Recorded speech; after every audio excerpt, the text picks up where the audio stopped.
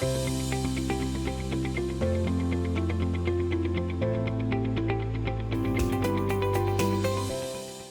and welcome to this exciting interaction. I am Adarsh Som from ETGovernment, and today we will be talking about the crucial role that industry plays in enhancing defense production or making India Aatmanirbhar in defense sector. Now, in this interaction, we will also be discussing upon the challenges that the industry face, the way they are maneuvering, to address those challenges, to find out probable solutions, what could be certain policy reforms by the government to help the industry prosper further, and how the public sector and the industry is collaborating together to make India Aatmanirbhar in the defense sector and achieve the ambitious vision of the Viksit Bharat by 2047.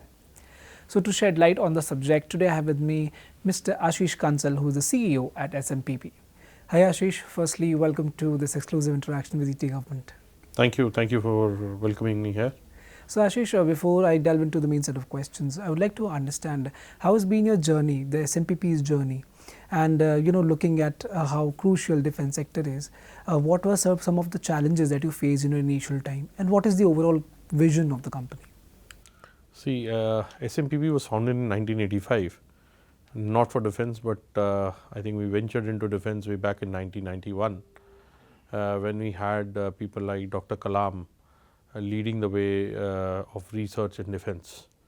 And I think that was a most appropriate time for SMPP to look at something like defense, where a lot of R&D was being looked upon. India really wanted to become one of the leaders, and yet there was a lot of skepticism about whether somebody should do defense products or not, and what kind of a future a company would have it was to enter defense. Plus, there were a lot of bureaucratic barriers, licensing barriers, and access was not easy. So, quite a tough time, yet I think we got a right breakthrough where the MOD wanted to indigenize a product called combustible cartridge case, and there was a global tender. We were fortunate enough to be shortlisted. Things went well. We were able to produce the product which was needed by DRDO. And I think it's been a journey which I can definitely look back and say it's been a nice, good journey since then. So Ashish, what you said, I think it's very on the point that it's not easy to access the defense sector altogether. It's a very sensitive sector, and majority, it's the PSUs that have dominance over the sector. So how has SMPP been collaborating with PSUs to establish their, market fit, and then, come up with the newer products and have a well established fit in the market? Secondly, what were some of the challenges that you faced, in this entire while? See, traditionally the defense was completely concentrated with the DPSUs or the government organizations like Ordnance Factory Board. SMPP itself started as a supplier or a vendor to one of the ordnance factories. So that was the start of the beginning of defense, and I think that's where most of the defense companies which you see in India today started, because that is how the ecosystem was. It's only in the last 10 years that the Indian defense industry has completely gone through a remake because of the way the policies have been modified by the government, where more openness has come in. Today you have n number of startups where you have kids coming out of college looking at defense with a bright eye, making some really good products for the defense. And the defense, equally the armed forces are getting benefit of those products, because these are really genuine products which are absolutely out of the box with intellectual property based in India. So it is definitely changing the way the defense used to be looked at. And when it comes to collaborating with PSUs or DPSUs, I think that's a way to go, where we as a country, we should not look at whether it's a private sector or a DPSU. We should look at as a joint asset of the country, and both need to work together because both have their own pluses and minuses. And if they work jointly, it definitely brings two strengths together, making a much bigger strength to take on the large defense companies of the world, especially in the export market. So as you said, Ashish, you rightly pointed out that there are a lot of new innovations that are coming up in the defense sector, and indigenization of defense manufacturing or defense production. It's also going to build capacities and make India self-reliant, Aatmanirbhar, the vision that we had. Also, it is helping us to build towards achieving that the ambitious vision of the government, the Viksit Bharat at 2047. Now, coming to the R&D part, the innovation that is happening in the sector, SMPP in itself is also an R&D centric company. So, what are some of the new researches that SMPP is coming up with? Any new materials that are being developed? Anything new that you would like to share from your end? See, SMPP has always had R&D at its core. Every product, every material that you see SMPP today works with has been developed in SMPP. It's an in-house developed product, and we have one of our products called the boron carbide ceramic, which is one of the flagship products of the company when it comes to used in protection of jackets and helmets. It's been an absolute game changer. A product which otherwise India would have to import and completely rely on companies outside the world. It's been the other way around, that we've been exporting it to European countries, to some of the best armies in the world. The reason being, it's the core material was developed at SMPP with in-house R&D. Today, when you see, we keep that core alive. We make sure that every product line we are getting into, we have a USP which is driven by the R&D done at the company. Currently, we're working with a lot of explosive materials, a lot of ammunition. So, a lot of such materials are being developed, especially very recently we've tested our newly developed bombs for the drones, which can cause a lot of damage with a very little carrying capacity of the drones. It's a challenge that with very small quantum of explosive, you should be able to cause a lot of damage at the enemy side. So, that's what we've worked on recently, and that has given us some very good results. And that's one of the new fields that we are working currently in.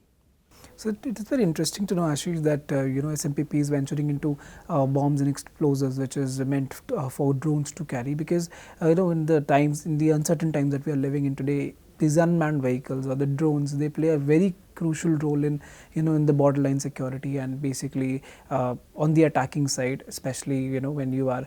We have seen some examples happening in the recent clashes between India and Pakistan as a part of Operation Sindoor. So, also underlining the fact which you just mentioned, that how the quality of product that you've been manufacturing is that has given you an edge to export your material to other countries outside. So, when it comes to export, the Honorable Defence Minister has given this target of 50,000 crore export that they want to achieve for defense production. And so, in this area, how is SMPP contributing towards in this regard, and how have you developed your capacities? So, see, for your first question on the drones, every conflict we have seen in the near past has more and more stress on the need of use of drones, not just an object of surveillance, but more as an object of carrying destruction. And this has been proven even in Operation Sindoor. I think it was amply clear that this is the need for the future. This is the need which is going to be a game changer in some of the next wars. Maybe not the only factor, but yes, certainly a major factor. So, this is where we took the cue from, and we've invested in developing such drones which can really focus on entering the enemy territory and causing what they are intended to. Now, coming to your second question on exports, I think Operation Sindoor has very boldly told the world that how the performance of the Indian made products, especially the defense products, is unmatchable. So, it's given a lot of credibility to the Indian products, and that is why the world is now more and more looking at Indian companies, Indian products. And once we have the products which are developed in India, which are manufactured in India, I think it's not a far cry to have the complete world as a market for good products. Great. So, Ashish, that's again that's a very bold statement, that the quality of Indian products are at that much that the world wants to, let's say, look towards India, that we can be among one of the largest exporters of the defense production in the coming years. Moving ahead on these terms, I want to understand, how do you see the future of defense production and defense manufacturing, this entire sector, this entire ecosystem, shaping up in India? See, if you see in the last 10 years, government has given a lot of stress on this sector. Major steps have been taken where the procurement has been eased out. A lot of procurement is happening, where otherwise we used to only see delayed cases. Now you have actual procurements being done, which has given a very good growth to this industry in India, and has also allowed more entrance into this industry. So, as I previously said, you have startups coming into this picture, you have medium sector, small sector coming in the picture, and you also have the large sector coming in. So, this is what is creating an ecosystem where you have niche technologies being developed on one side and capacity is being built on the other side, both happening at the same time in the product lines which are the need of the armed forces, not just in India but around the world. Given this kind of an ecosystem and with the kind of support you have today from the government, you definitely see bright days ahead for the defense industry in India.